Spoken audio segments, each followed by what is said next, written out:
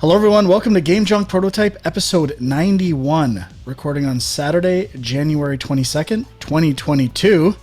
My name is Frank. My name is Sean. And my name is Andrew.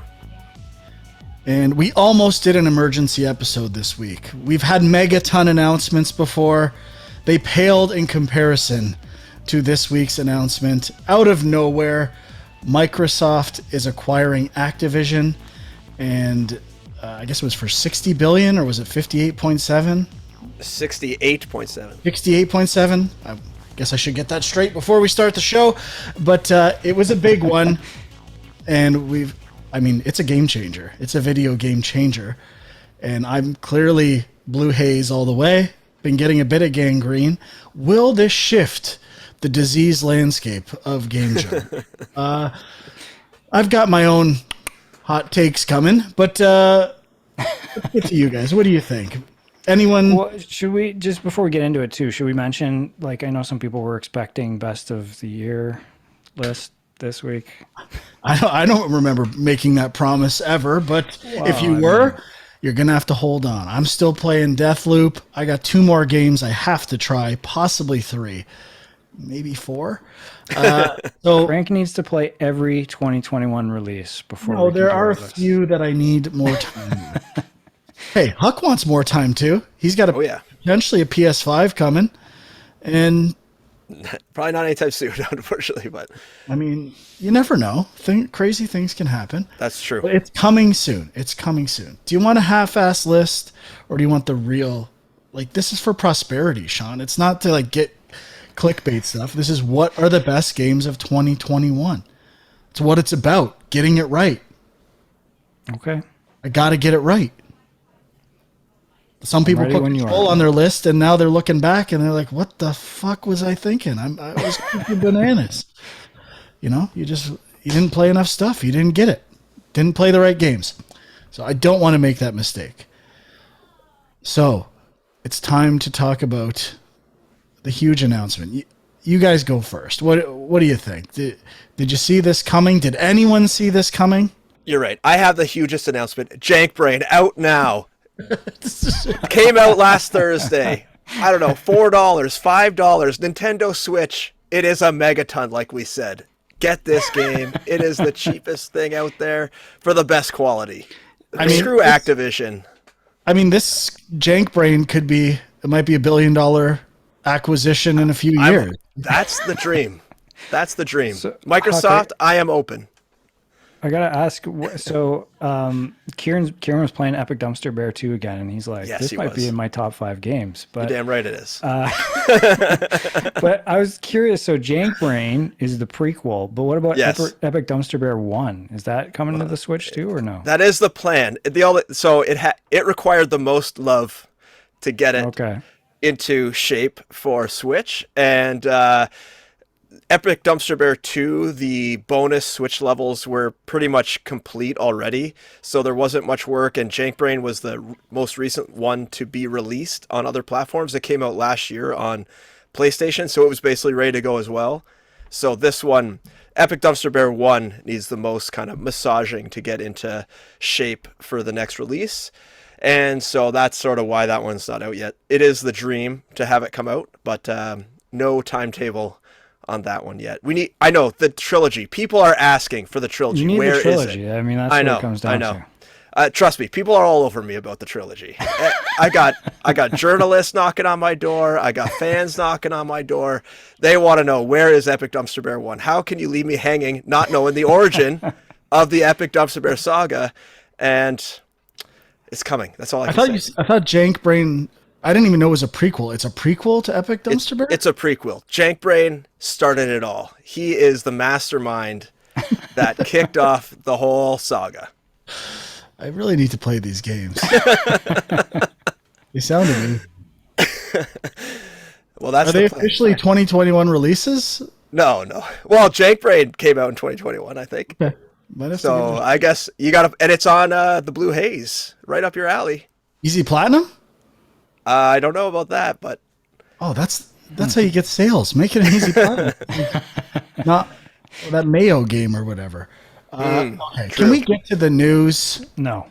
We're not talking about this. We have one more announcement. Nobody Saves the World out now from our friends at Drinkbox. Game Pass, Switch, Steam. No, not Switch. Sorry, Steam and Xbox. Right? Those are the two platforms. I mean, I've played it. I'm holding off for now. Graham will be appearing on the show in the future, and we'll be reviewing and talking about the game. So I'll talk about it a bit and what we played, but it is out on Game Pass. So far, love the game, as I tend to do with Drinkbox products. A lot of dense design, a lot of ideas, which is what I crave. Oh, and another announcement. Sean, how'd you not get me on this? Coming soon or out as we speak is A Way Out playthrough part 3. You mean It Takes Two? Yeah, It Takes Two. A Way Out is already out. It's long gone. It Takes Two, which is also is dense with design ideas.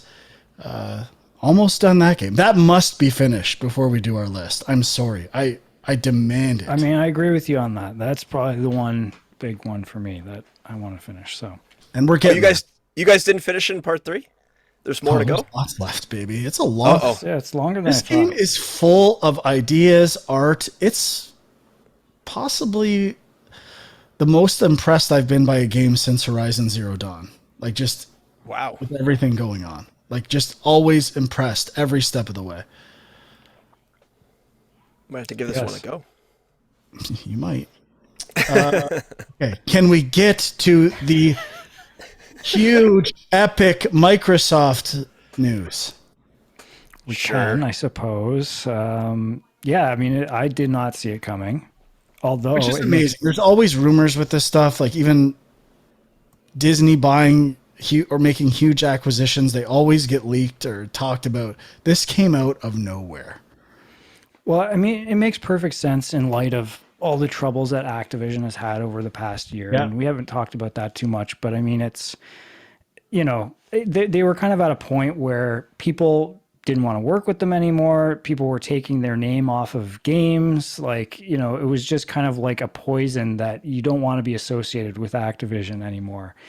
And so by Microsoft coming in and buying them, Phil the hero coming in, is that will definitely rehabilitate their image. And I mean, I guess that's one of the big questions is like, are they actually going to do anything for the developers who have been complaining about some of the issues that have been going on? I don't know about that, but from a public standpoint, people are just going to look at it and be like, oh, it's okay to like Activision games and properties again because they're in good hands. Yeah, I feel all that stuff is coming in. Probably a lot of the things that didn't happen were because this was in discussion or they were like, who knows with contracts and stuff, mid-acquisition, how that works. So I feel like everything kind of makes sense now, what's been going on there. So in terms of like why nothing was happening, and this was like a huge like in progress thing that was the ultimate fix that would precipitate other fixes. So I'm sure some of that stuff is yet to come. But like I just want to jump in on that point of like the problems with Activision. This is like a perfect solution on both sides. Yes. Because Kotick, they were calling for his head. You could tell like the tide was coming in and it was going to wash Kotick out. So this way he makes a big move. He gets his payday. He can leave without the like appearance of being forced out in like a negative light. He just leaves, you know, when the deal's done, and Microsoft doesn't want him there anymore because Phil's now the CEO. So he gets to ride off into the sunset, go work at some other mega corp, continue making millions, probably out of the game industry. Part 2. What was that? Moneyball Part 2. He's in Moneyball. Oh, yeah. And like Microsoft gets to come in and be the hero of this failing mega corporation that has tons of money, tons of property that Microsoft would obviously want on their platform. It's the perfect time to buy, right? Like, yeah. I mean, the big properties are obviously Call of Duty and all the Blizzard stuff, right? Yeah. And I guess it might be interesting to see. Well, and it's clearly lining up with Microsoft's approach, like with like Blizzard stuff is huge in the PC world. So like their move and shift to PC, this ties in perfectly with that. Like they're getting all these huge PC franchises primarily, even though they've made their way to consoles. And I mean, this is not a unique take. Everyone is saying this, but everything they're doing seems to be a push for exclusive content, potentially console-less future. 10 years from now, what are they going to own? It's going to be like, what games and properties do you own? The same way that's happened with streaming services, that whole process. I'm not convinced it's going to happen anytime soon. I still think infrastructure wise, that could be 15 or 20 years out. I'm not as convinced that streaming games is going to be a big deal for quite some time.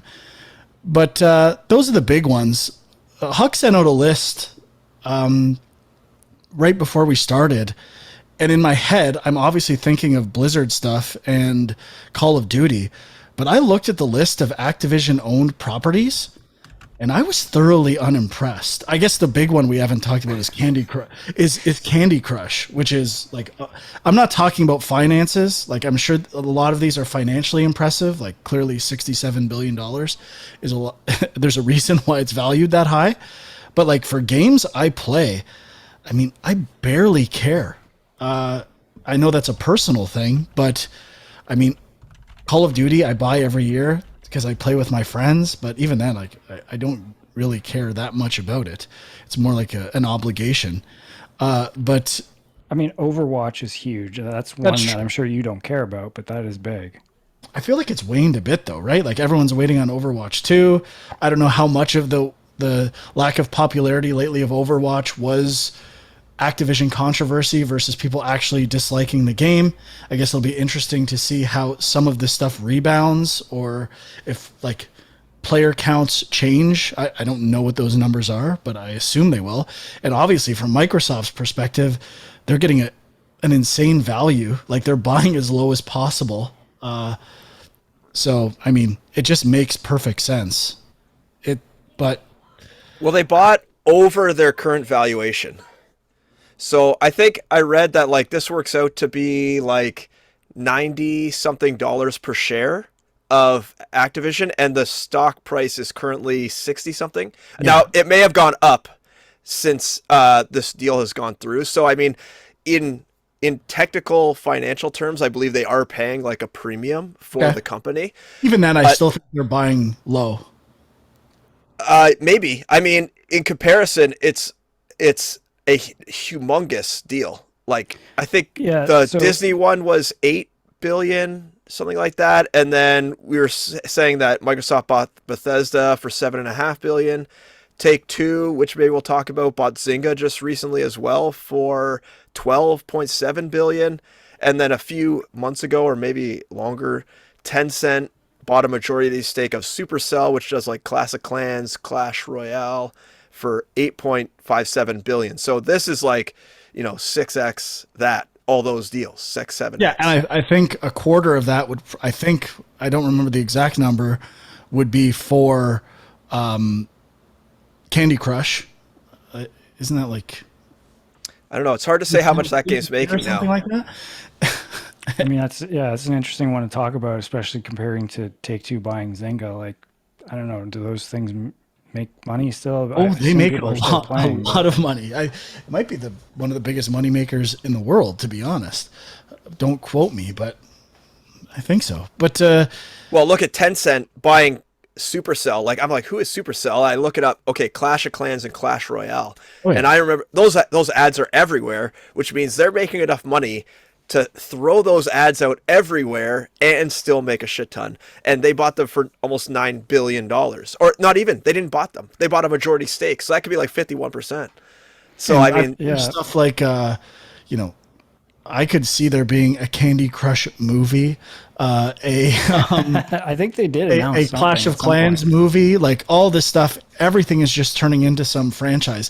Looking back, like Star Wars for $4 billion was the best. Even at the time, I was like, that seems like a deal and a half for Star Wars, and I'm sure it's like the best deal ever at this point. Yeah, that's crazy.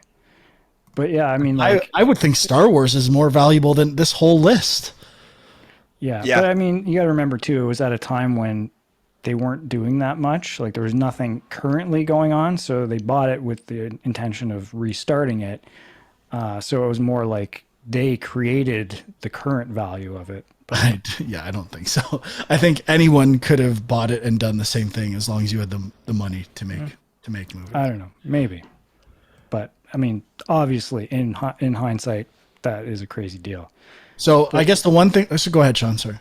No, I was just going to say, like, comparing again, like some of these mobile things, like I remember when I was working at Gameloft, which was like 10 years ago now, Clash of Clans was the thing everybody was trying to copy, and it was huge. So like 10 years later, I'm like, is this, I guess it's still making money. People are still playing it, but it just seems Clash crazy Royale that too. some of these things are still going. Well, look at Reed. He's always playing Simpsons Tapped Out and... Yeah, that's true. The Star Trek one. Well, maybe not Simpsons. Does he play Simpsons? He plays them all. He's dipping Family Guy? I think he played Family Guy. That's it. Yeah. But I mean, the one thing we haven't talked about, which is the immediate question with these announcements that Microsoft always dances around, is exclusivity. They talked about honoring existing contracts. There have been partnership deals for DLC for Call of Duty. I don't know if there's any contractual commitments for, hey, these get released on PlayStation consoles until some year. Who knows? But I mean, obviously all this stuff is going to be exclusive, right? Eventually. I mean, here's the thing I was thinking about. Like Call of Duty is the big one that, people will be very angry if that goes Microsoft exclusive. I don't know if I see them completely pulling it off of other platforms, but I do think if they can get it to the point where maybe it releases early on Xbox, there's something that's special to, I mean, I guess just having it with Game Pass is probably a big thing. But like if they can just get Call of Duty associated with Microsoft in people's minds, that's a good thing. That's going to sell consoles. That's going to be a big deal. I guess the weird one that's kind of in between is something like Warzone, which is a free-to-play game. Maybe Warzone will be on everything, and because it's a pre-exist, like that's already out, right? And it's what's the term? I can't think of it. Like where it's constantly being updated. It's Games as a service? live service. Games as a service, yeah, seasonal type thing. Maybe they'll pull it completely and be like, look, you want to play this? You got to do it on Steam or... I mean, isn't that kind of the whole Epic Apple lawsuit? Like, wouldn't you want to be getting the full 30% of credits? Like that 30% that the store is charging on PlayStation, you'd want to get rid of that. You'd want to get... Like, that to me is a case for making it exclusive. All that currency is... Like at some point they're going to announce, 2 years from now, it's going exclusive to Xbox because we want that 30%. I mean, I know they're the nice people in gaming with like, we're here for everyone. But I mean, I'm sure they'll just crunch the numbers and figure out what makes sense financially. Yeah. I think that line of them being like the nice guys in gaming, like I think they are aware and I don't think they want to piss people off. So again, whether they pull Call of Duty just to be Xbox exclusive, like I find it hard to believe they would do that because of the backlash, but like maybe they'll come up with some new Call of Duty game that is exclusive to Xbox and like, all these other properties, which, in the list that Huck mentioned, there's a lot of stuff there they could resurrect and bring back and make it Xbox exclusive too. I could also see them halting development on Call of Duty for 2 years and just putting it on Game Pass to figure stuff out and see what happens. I mean, that's one of the things with current Activision that a lot of people have been complaining about. I mean, maybe not a lot of people, but like it seems like all their studios just went to Call of Duty, right? Because they just wanted to make it an annual franchise and, studios that they had doing interesting things just all got put on Call of Duty. So now, does that mean Microsoft might pull some of them back to do original things? Like, yeah, I mean, I would love to see that. Especially like we didn't talk about it, but like Infinity Ward Treyarch, Sledgehammer games, like maybe not as much Sledgehammer, but Treyarch and Infinity Ward, especially Infinity Ward, like when they were allowed to make their own Call of Duties that weren't just like needed to be regurgitated every 3 years, like they were making really incredible stuff. I would love if Microsoft just said, you know what, take a break from Call of Duty, go be creative for 5 years, and come up with something new.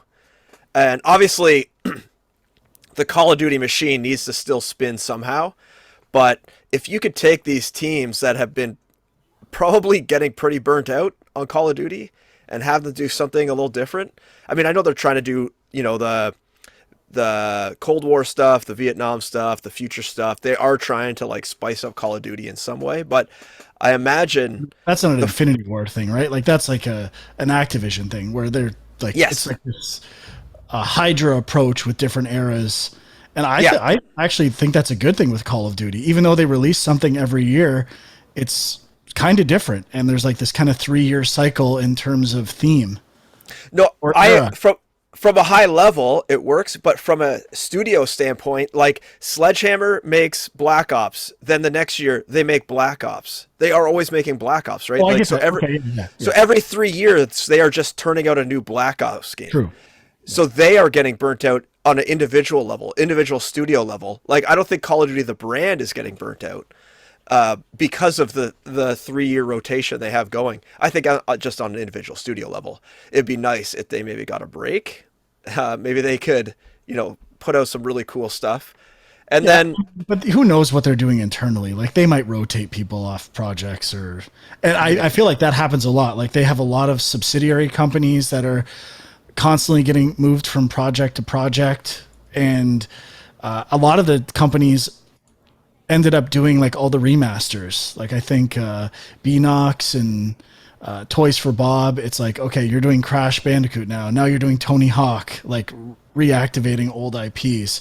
So it's either you're working on Call of Duty or you're doing remasters. And I think I'm with Huck, and just in general I have a feeling they'll be pushing like doing some new stuff rather than, being a remasters and Call of Duty, like just always doing that stuff over and over again. Mm-hmm. But I mean, let's get into the list a bit because before we get into the list, I just want to circle back to something you guys were talking about with like the exclusivity part. And I saw a news story just earlier today that the #1 game on the Nintendo Switch in the UK is Minecraft. And if Microsoft has no problem like locking Minecraft into the Xbox ecosystem, I don't think they'll have a problem with keeping Call of Duty out there. I mean, if they're getting like, so the Sony, like PlayStation and Microsoft and Switch install base is completely different than Xbox. And if they can take all that audience and then just like take 30% less because of the platform cut, I think they'd keep with it. I think they'd stick to that. So I think that's possible too. That's what I was kind of saying. They'll crunch the numbers and see what makes more sense financially. But I don't play Minecraft. How many internal economies are there in Minecraft? Like, how does Minecraft make money? It's not an expensive game. Can you buy cosmetic stuff in Minecraft? Like, there's like download packs and stuff. I don't know if it's like to the same level as like Roblox or Fortnite and Call of Duty. Like they're going to want the 30% from the store on that stuff. Yeah, they do have that Minecraft Dungeons as well, which I think has more stuff you can buy. But you can sell mods, I think. Oh yeah. Okay. Well, I mean, I don't disagree with Huck. Like, there is a chance that Call of Duty will not be exclusive, but to me, it's 50-50. It could go either way, depending on.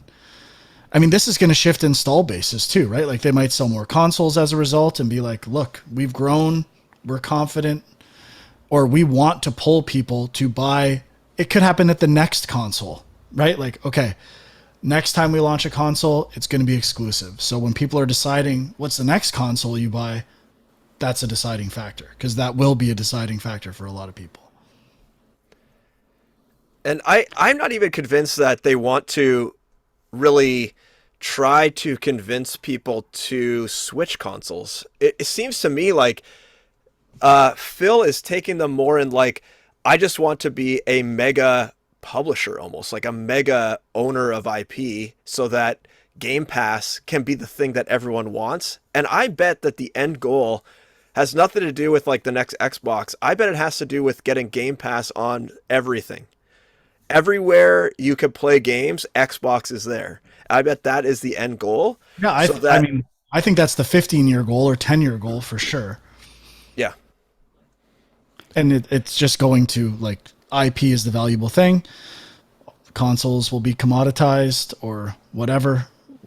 Whenever that happens, who knows? And I can see it going, like we've talked about, it going to Switch as well, like in a streaming version. I just don't think it's that the technology's there to make it that popular yet. But I mean, the next question I have is, when is the price of Game Pass going up? Like, it seems that's a lot of value. And if it doesn't, it's obviously making it even more enticing. But like, yeah, I could see them like question. It's worth way more than we're charging. I mean, like, it does that's where we're at with the streaming services for movies, right? Is that they've kind of reached, a lot of them have reached like a saturation point where they're not getting a ton of new people signing up, so they're cranking up the price. And maybe Game Pass isn't quite there yet, but that probably will happen soon. I think what is it right now? Is it $30 a month for Ultimate? Game Pass Ultimate? Is that $30 a month? I don't remember. I think I was going to say Might 20, be. but Well, that's less. I think it's 15 in Canada. Okay, it says 17 a month on the Canada one, so that's probably 15. Yeah, 15. That's insanely cheap. Yeah, it's great. I mean, you cannot deny how good of a deal it is. And I guess the best thing about these is they don't have to pay royalties to anyone. There's no deals. They own everything, and it's there permanently. It's not like leaving Game Pass, or it's just there always. I think one of their first moves is going to be World of Warcraft console edition. I feel like that's long overdue. Yeah. Oh, yeah. And I mean, that would be perfect on Game Pass, right? Yeah. And going back to the price thing, I think as long as they keep it under the cost of like a AAA game a month, or maybe not even get near that, like keep it at least like half of a AAA game a month, it is a very, very attractive price point. Oh yeah. There's not a chance I would, if I still keep Netflix and I watch it like once a month. I mean, I basically keep it for my parents. Like, I would never get rid of Game Pass. There's no reason to get rid of it. Mm-hmm. Yeah, and I feel like there is still, like, they don't have the awareness that you might think they do, you know? Like, I was talking to a few friends over Christmas, and everybody was just like, yeah, I'm trying to get a PS5. And I was like, well, I mean, you know, depending on if you care about Sony exclusives, which I don't think you do, why aren't you just getting an Xbox and getting Game Pass? And they were just like, what's that? Yeah, I mean, what? Anyone I've told about it, they love it. Like, yeah, they just download whatever they want. It's great. I agree. People don't know. There's not a global awareness about the value of Game Pass. And I guess another embedded idea here is the more exclusive properties that come to Game Pass, it makes them aware of it as well. Like, oh, I can get this. And I tell people, like, they buy a game for $80. I'm like, you could have just got it on Game Pass, especially when I know people like play it for 4 months and then never play it again. Like, you might as well just get Game Pass for those 4 months. Yep. So that's where, like, I think this is going to push people to, you know, be more aware of Game Pass for sure. do we want to talk about like Sony and what this means for Sony? Like potentially? I'm fine with talking about that. Just my perspective's always been the same. And I know I'm blue haze, but I don't have a bad thing to say about Game Pass, but my rebuttal is always Sony can do this in 6 months if they want. If they want to release games on PC, if they want to have a PlayStation Game Pass, They'll evaluate if they have to based on market value or if they're losing competition. It's a year turnaround. Nintendo could do it if they wanted to. Like, there's nothing uniquely special about what Xbox is doing. It's just a monetization model, and it's a very good one. And well, there is the rumor that they are coming out with their own. Yeah, they just copy. Like, that's what happened with trophies. Like, but I mean, but it's also a question of like, if Sony wanted to go and start acquiring other publishers, like, are there any left for them to acquire? You know, if Microsoft's like kind of scooping all these up, that could be an issue. I'm not saying it necessarily is, but you know, the argument is always going to come back to, well, Sony's first party games are amazing, which I agree. Yep. But, you know, if it does become a battle of like they want to have their own subscription service and it's more about quantity, like how much can you bring to the table? I mean, Microsoft seems like they've got an advantage there. I don't know numbers of this, but there's one acquisition that would bring everything back to Sony. And I mean, I'm not even going to go. I'm not even going to go Take-Two. I'm going to go a little smaller. I think WB. Like, I think all the Rocksteady games and comic book stuff, I think that. Yeah. Now, Warner Brothers and Sony are competing movie studios. I don't know if that would ever happen. I doubt it, but I mean, Take-Two as well. I think Take-Two's too big. I don't think they could get Take-Two. But if they could get GTA and Red Dead stuff exclusive, like. The Take-Two deal would probably be equivalent to this one. It would need to be. Yeah. Like, GTA is still, like, GTA 5 still is like one of the top games of every month. This is also my opportunity to, can we just get Apple and Nintendo married already? Let's make that happen. And then it's truly the console war we've been wanting forever. Everyone is merged. It's all alliances, no fractions. This is a full-on console war. And I mean, a lot of people keep bringing up, like, what about Sega? But I mean, Sega, yeah, I mean, like, compared to this stuff, Sega would be a much smaller deal. And I think if it hasn't happened yet, I think they're just not for sale, or I don't think it's going to happen. If anyone buys Sega, it's got to be Nintendo at this point. No, like, isn't it? Isn't it Nintendo, Sega, and Namco, like, doing their own thing? Maybe. Actually, I just hope that Sony doesn't try to play keep up with the Joneses for this. I hope they go more the Nintendo route. They just focus on the first party. This is our bread and butter. This is what people buy our consoles for. If people want to put, you know, third-party games on it, that's awesome. We get our 30% cut. But I think if they start trying to, like, gobble up other studios and try to play the Microsoft game, they're going to lose. And they're going to lose big. If I could make one recommendation to Sony, one studio to acquire, maybe you guys can play this game too. I have one studio in mind that is a perfect alignment. It's smaller. It's not like a huge acquisition. Platinum Games is who I would acquire. They make amazing action games. Their output is phenomenal. They're creative. They fit everything Sony stands for me. And if I was going to say acquire one studio and you're going to get good games, that's who I would point to.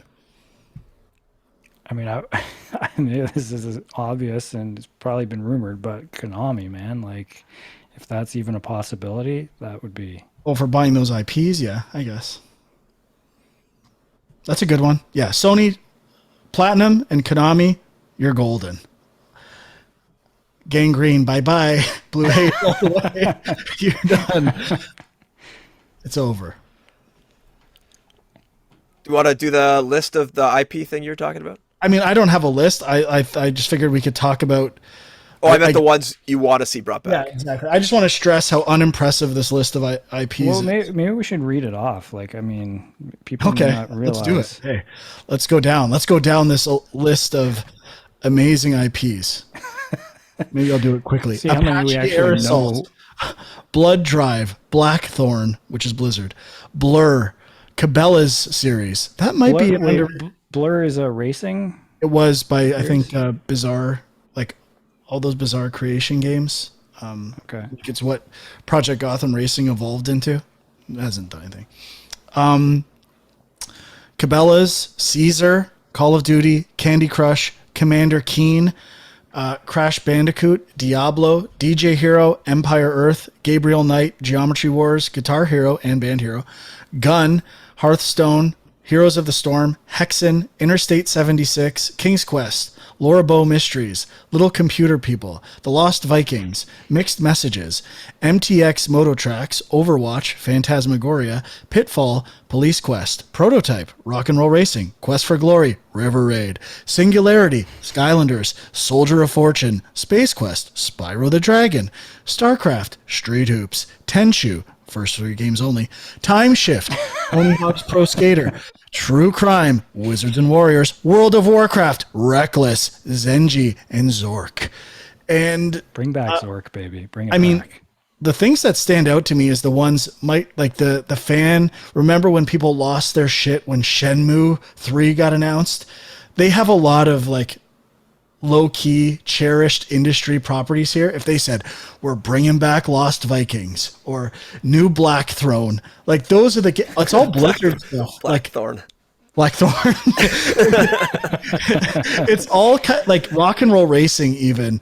Like those are Blizzard stuff is cherished, I think. So if they announce any of those things are coming back, people are going to be happy. We all know what I want. I want a new Guitar Hero. Or like some legacy collection of Guitar Hero stuff, get whatever they can get licenses for, make new instruments. We need a new instrument collection. They're too expensive. They're impossible to find. Now, if I was Phil, that's the first thing I'm doing. Get to work on new controllers, guitar controllers. Yeah, that's an interesting one. I mean, and it's kind of comparable to Skylanders, which I was thinking about is kind of interesting. Like that one's been sitting dormant for like, what, a decade now or something close to that. They killed it again because of they just flooded the market with all the toys. I mean, that could be something you could bring back and maybe just say, hey, we're going to use the old toys and make a few new ones. I mean, it feels like the time's right maybe for that. And that could be a big hit. And on Game Pass as well, that could be kind of cool. Make it digital or physical. Yeah, I mean, toys. What was the Ubisoft Toys to Life? Starlink, that they had a digital version of that game. Yep. I'm surprised like Warcraft's not listed here. That's got to be one too, right? Like not World of Warcraft, but Warcraft. Yeah, probably. But yeah, I think all the Blizzard stuff is huge. And StarCraft, like that. Yep. That I mean, I'm sure people in Korea still play that constantly. Don't they still have tournaments? And I know stuff people who it's like the only game they still play in North America. Like they love StarCraft. Yeah, so I mean, so if you fire that back up again, that could be interesting. I'm sure Blizzard is developing a StarCraft 3 or some version of that at some level. And there was one other thing that was interesting to me with Blizzard, but I don't know. Police Quest. Oh, Skylanders. Like, we're almost hitting that window, like Sean said, where it's 10 years old. People who played Skylanders when they were kids might want to revisit it when they're older for like a nostalgia type of thing. So I could see that happening. Yeah, for sure. I mean, Tony Hawk, they just did the 1 and 2 remaster, but why not 3 and 4? Like, I mean, feels like that's something that they could definitely bring back and people would be excited about. Well, even if I think what would be interesting for Microsoft if they took the Pitfall IP and just made like a Uncharted clone out of it. Yeah, I was thinking that too. Just slap the name on it. Could be fun. Shitfall. I mean, all the Sierra properties you mentioned, Police Quest, Huck. Like, I don't know what you could do with that. And I know Not much, there was a new King's Quest game a while back, and I briefly played it. It was kind of okay, but I don't know. There's definitely nostalgia there. I just don't know. Like, even just releasing a collection on consoles could be kind of cool. I think if they did, like, instead of trying to make some 3D art thing, I think if they just made a really awesome looking 2D, kind of like what, maybe not as much as like what Tumbleweed Park did, or like any stuff Ron Gilbert's done lately, I feel like would kind of be like in the same vein as what they want to do. But I feel like there's a place for those games, but you really like, you don't want to push it. You don't want to try to make it like, well, I mean, these are not needle movers for the general public. Like this is stuff like journalists and not even I would, but maybe Sean and Andrew would get excited for. Like, yeah, they're not, it's just like, could be gaining favor stuff. Like, but that's the thing. I can see Microsoft wanting that just to add another angle to Game Pass of like, hey, you can get these adventure games now. Whereas Activision would look at that property and be like, I can't make $1 billion of this. Why would I bother? So yeah, I get that. But I mean, you also have to look like Microsoft, even though now it seems like they favor that stuff, they had Rare and they've done nothing with Rare. Like everyone's like, just give us a new Banjo-Kazooie, a classic, and it's never happened. Like there's obvious stuff.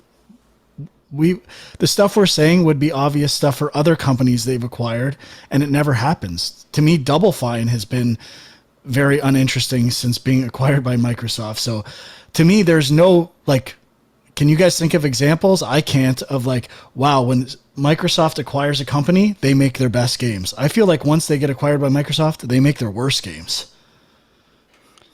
Yeah, I mean, we'll see what happens with Bethesda, but like Rare is a really interesting, that whole story. Like, I feel like there's stuff we don't know that like what happened there? I feel like everyone left that company and that's why they couldn't make anything. I feel like people jump ship. I would like to look at the history of like the individuals.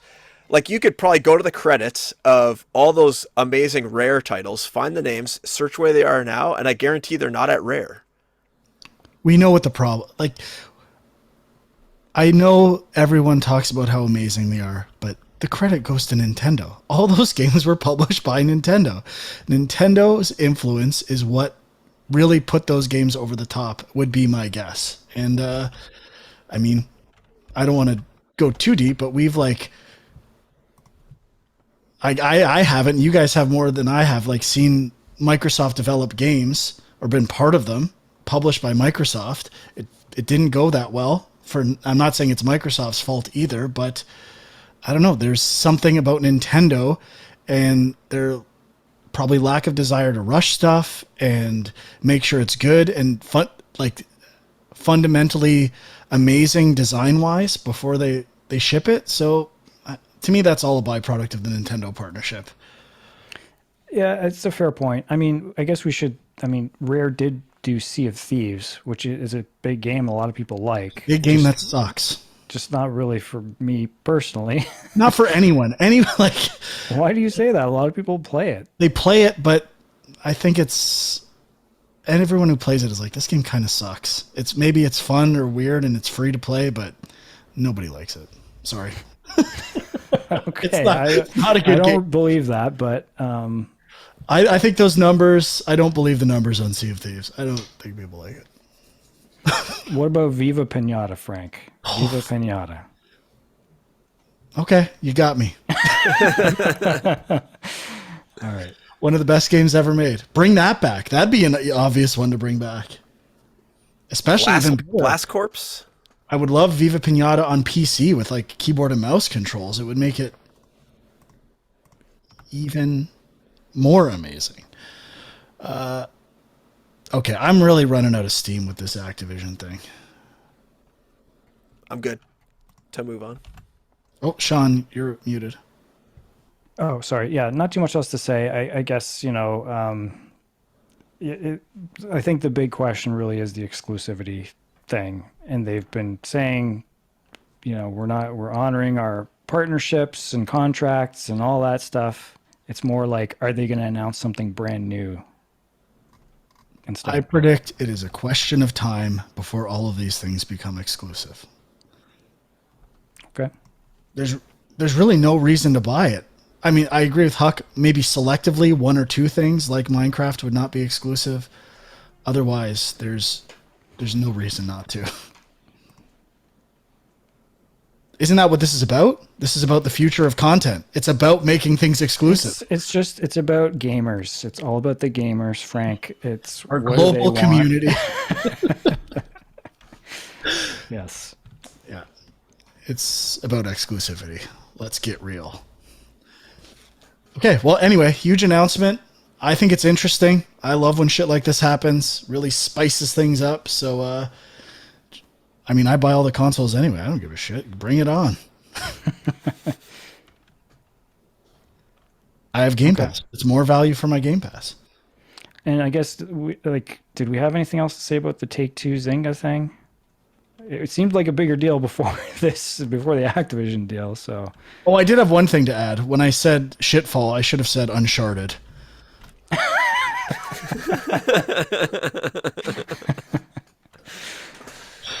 Either one. That would be the Pitfall ripoff of Uncharted.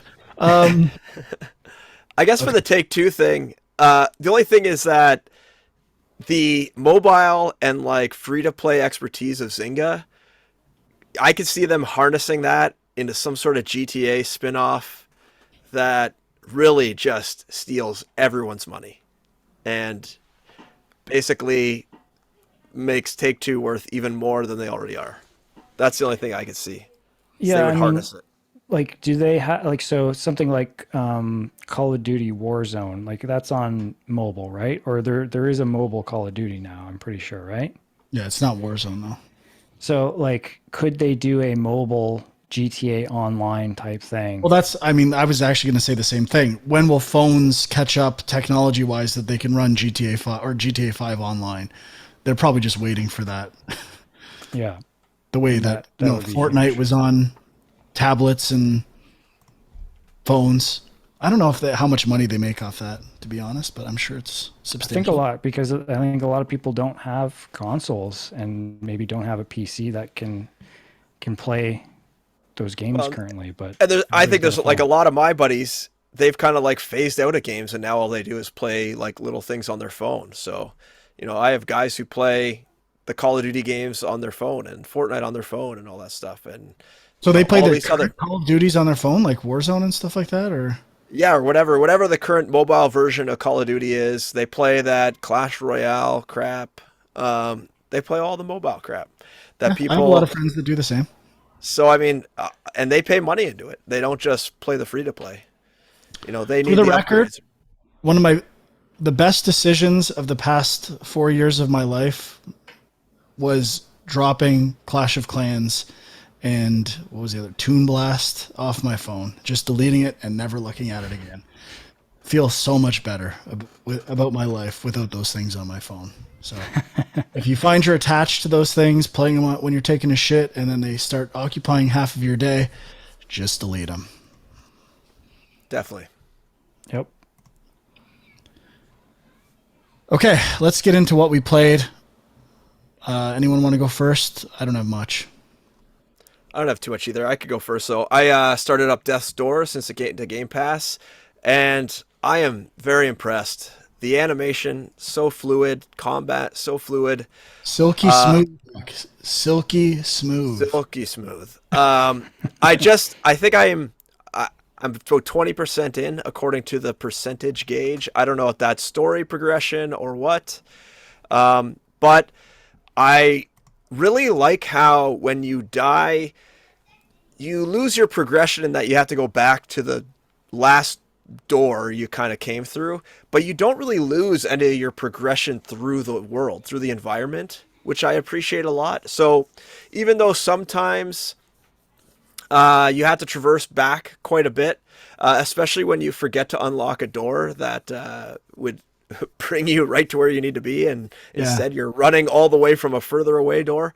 I mean, that's really the Souls-like influence on that game, right? Creating shortcuts, which kind of speaks to your thing, right? If you don't have to re-explore. You open a shortcut and you can kind of get back to where you were quickly. Yeah, and I really like how they dangle the carrot in front of your face constantly right from the beginning. Like, you can see the walls that you can't break yet. You can see the urns that you can't turn on yet.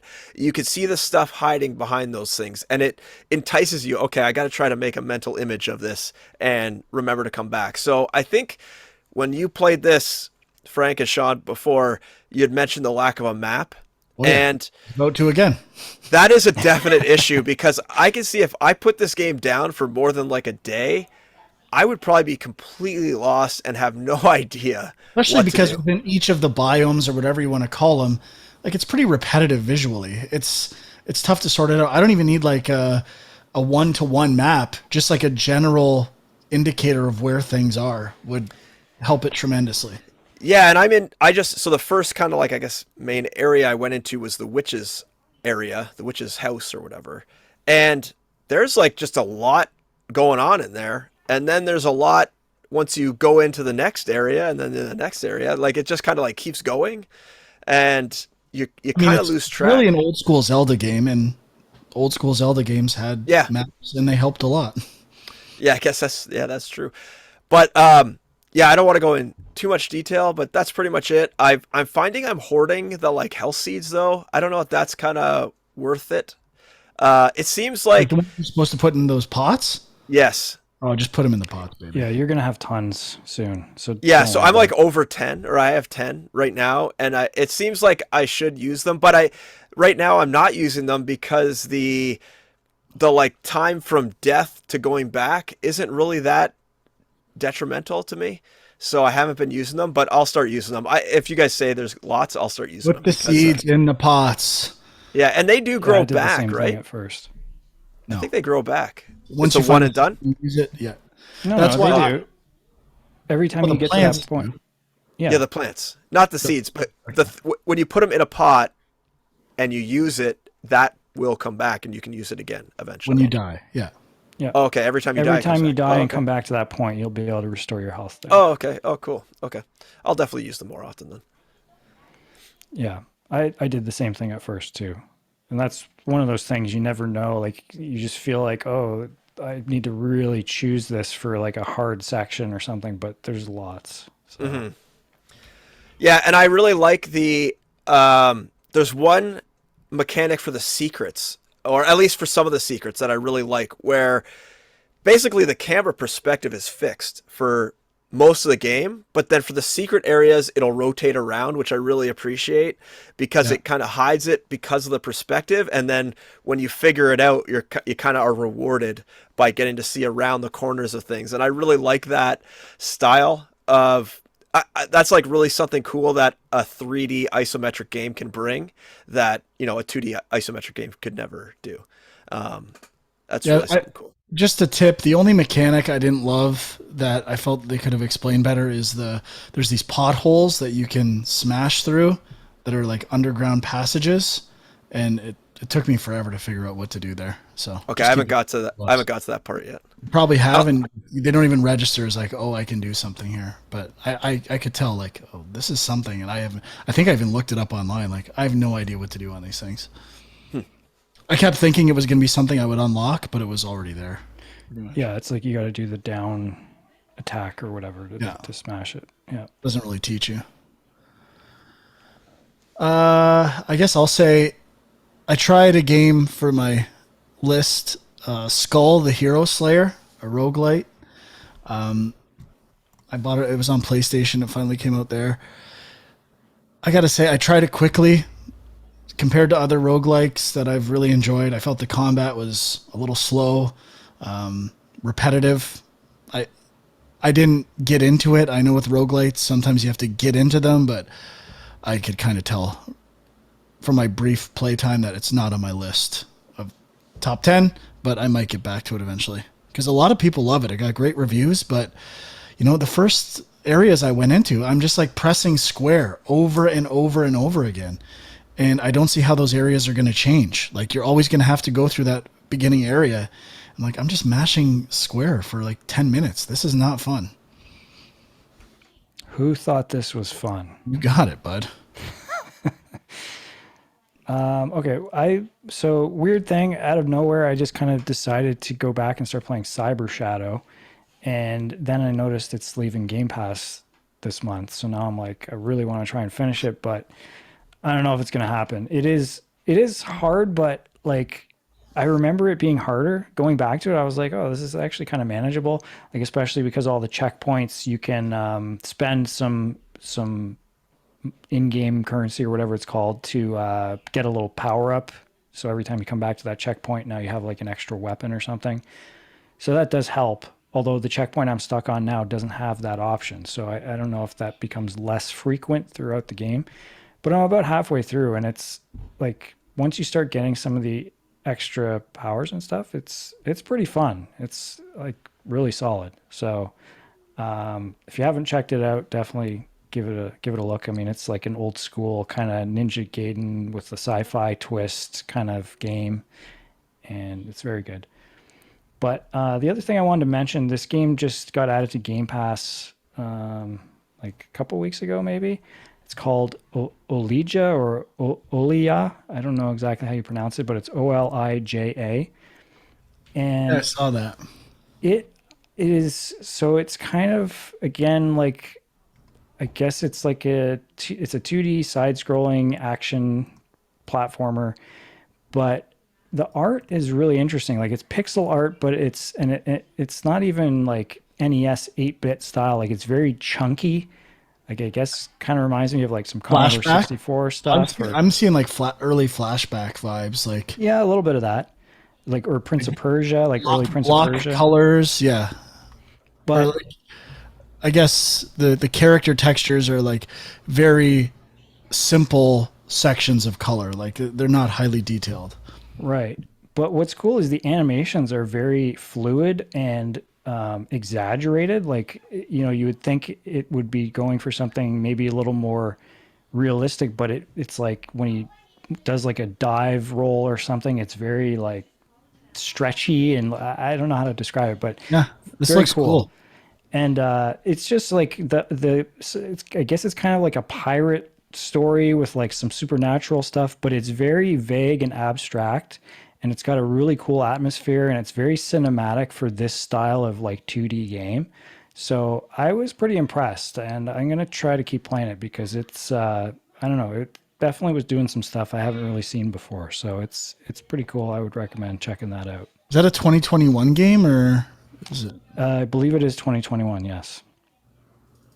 I remember when it first came to Game Pass, I tried to watch a couple of the videos, and I had a hard time trying to figure out what it was exactly. Yeah, and the only reason I really checked it out is because I did see it pop up on some best of lists, or like it was, you know, it got decent reviews. Like, I feel like it was like 80-ish on Metacritic maybe, or 75 maybe. But yeah, it's a hard one to describe, but just, yeah, if there's trailers or something, check it out and you'll get an idea. Cool. Nice. Well, I guess I started Artful Escape to check that out for the list as well. And I don't know, like, I love the art. The art is amazing. It's just the pace is so slow, and it's really like hardly any gameplay. So I don't mind the rhythm portions where you're like, even the simple button mashing, like that's something to do, like a Simon version of Simon in the game.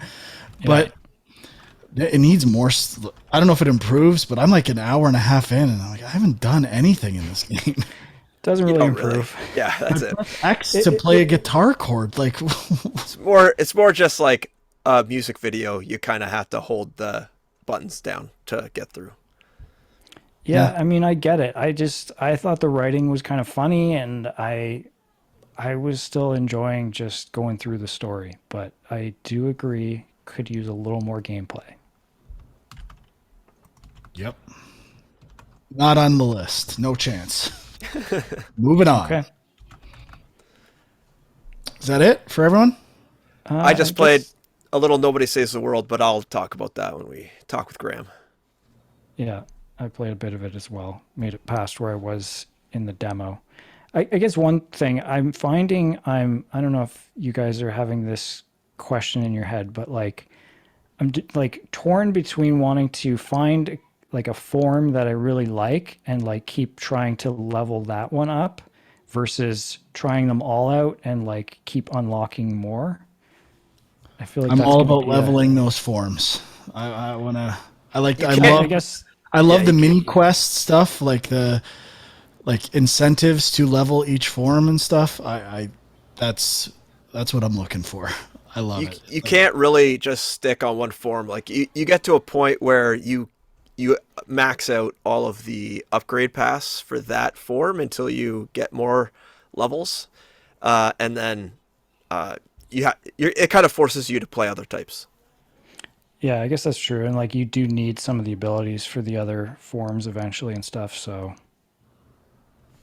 yeah, I guess you have to. You're kind of, but it's just like it's tricky because when you find one you like, you feel like, oh, I just want to stick with this one and get through this dungeon. But I assume some of them are going to force you down certain paths. So yeah, they do. Okay. Well, we'll see where we're at next week. Doubt we'll have the top 10. I'm not making any promises. I've never made any promises. But who knows? We'll find out. Hey, we got a week and a half. We're recording early, so things could get crazy. Rumors, like Sean, I don't want to put you on record here, but you heard rumors of other big announcements that might have turned out to be jokes. Maybe Sony will come back this week with a counter punch. Yeah, I was fully expecting the Sony Game Pass announcement to happen again this week as well, which has constantly been rumored, but it seems like it's an inevitability. Yep. But it didn't happen, so we'll see. All right, so we'll see what happens for next week's show. If you want to check out Huck on Twitter, it's Equilibrium Sis or My Angry Commute. Sean is Film Junk. Check out the YouTube channel at youtube.com/GameJunk, which also has our Discord link if people want to join that. And until next time, thanks for listening. Bye-bye.